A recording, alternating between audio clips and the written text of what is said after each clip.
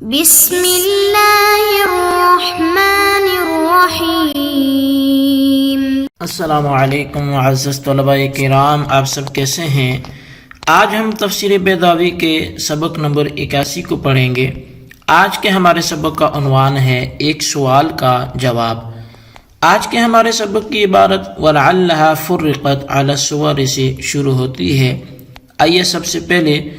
آج کے سبق کی عبارت پڑھ کے اس کا ترجمہ کرتے ہیں اور اس کے بعد اس کی باقاعدہ وضاحت کی طرف بڑھتے ہیں۔ مصنف علیہ رحمہ لکھتے ہیں وَلَعَلَّهَا فُرِّقَتْ عَلَى الصُّوَرِ وَلَمْ تُعَدَّ بِأَجْمَعِهَا فِي أَوَّلِ الْقُرْآنِ لِهَذِهِ الْفَائِدَةِ مع ما فيه من إعادة التحدى وتقرير التنبيه والمبالغة فيه۔ اور شاید اسی مقصد کے پیش نظر حروف تہجی کو صورتوں میں منتشر کر دیا گیا، آغاز قرآن میں یکجا شمار نہیں کرایا گیا، باوجود اس اختیار کردہ صورت میں بار بار چیلنج بھی ہے اور تکرار تنبیہ اور مبالغہ فی التنبیہ بھی ہے۔ والمعنى أن هذا المتحدى به مؤلف من جنس هذه الحروف أو المؤلف منها كذا۔ اور الف لام میم کے معنی یہ ہیں کہ یہ قرآن جس کے ذریعے چیلنج کیا گیا ہے انہی حروف کی وجہ سے جن سے مرکب ہے، اور اسی معنی یہ ہیں کہ جو کلام اس قسم کے حروف سے مرکب ہے وہی متحدہ بھی ہے۔ جی طلبہ کرام، یہ تھی ہمارے آج کے سبق کی عبارت، اس کا ترجمہ۔ آئیے اب اس کی وضاحت کی طرف بڑھتے ہیں۔ وَلَعَلَّهَا فُرِّقَتْ عَلَى الصُّوَرِ سے قاضی صاحب ایک سوال کا جواب دے رہے ہیں، اور وہ سوال یہ ہے کہ آپ نے ماقبل میں الفاظ تہجی کو ابتدائی صورت میں لانے کی دو وجہیں بیان کی تھیں۔ ان میں سے دوسری وجہ یہ بیان کی تھی کہ ان الفاظ تہجی کو ابتدائی صورت میں اس لیے لایا گیا تاکہ ان کا تکلم مستقل ایک اعجاز کی نوعیت اختیار کر لے، پھر نطق کی نوعیت ہو۔ تو پھر آپ نے نطق کی دو قسمیں کی تھی، ایک تو محض الفاظ تہجی کو زبان سے ادا کرنا، اور دوسرا بیان کردہ رعایات کو ملحوظ رکھتے ہوئے تکلم کرنا۔ پہلے نطق کے اعتبار سے تو فواتح صور کو متفرق طور پر ذکر کرنے میں مقصد حاصل ہو جائے گا، اس لیے کہ مطلق نطق جس طرح مجموعی حروف کا موجب اعجاز ہے، اسی طرح متفرق طور پر تکلم کرنا بھی موجب اعجاز ہے، مگر دوسری قسم کے اعتبار سے مقصد حاصل نہیں ہوگا، اس لیے کہ متفرق طور پر تکلم کرنے میں ہر علیحدہ ذکر کی ہوئی صورت کے الفاظ تہجی میں یہ رعایات نہیں پائی جائیں گی، بلکہ یہ تمام رعایات صرف مجموعہ کے اندر پائی جائیں گی۔ مثلا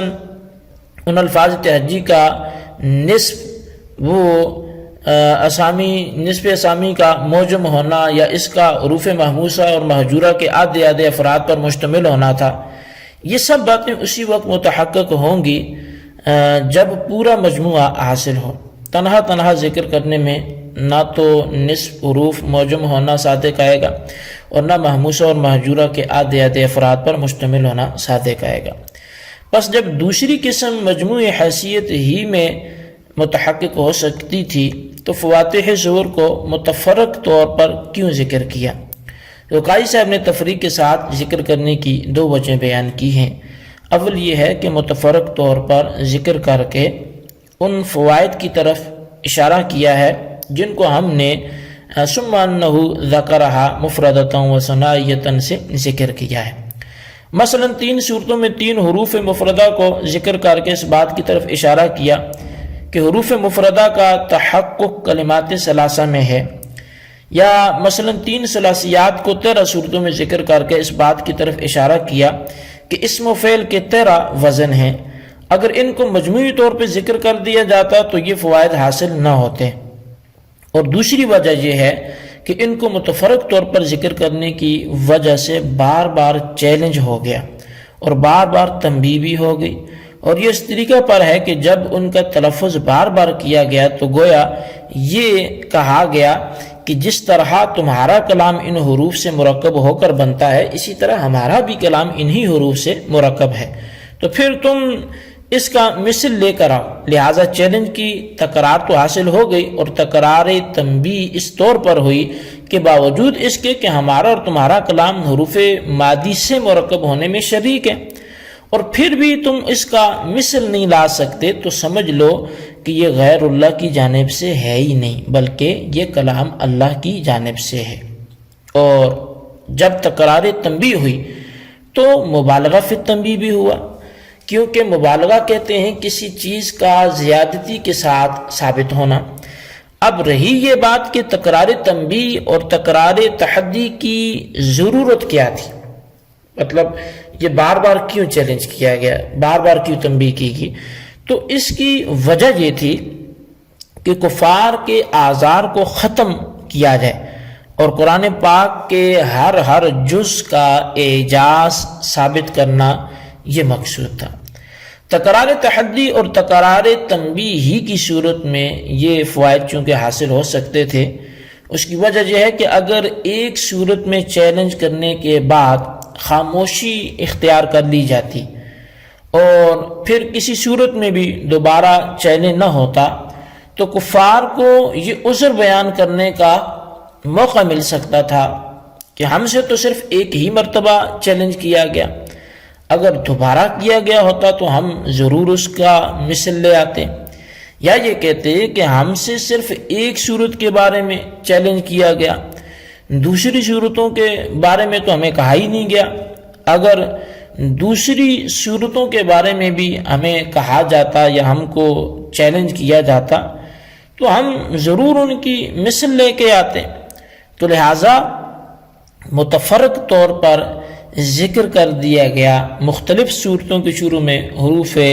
مقطعات کا ذکر اس لیے کیا گیا تاکہ ان کے یہ آزار بھی ختم ہو جائے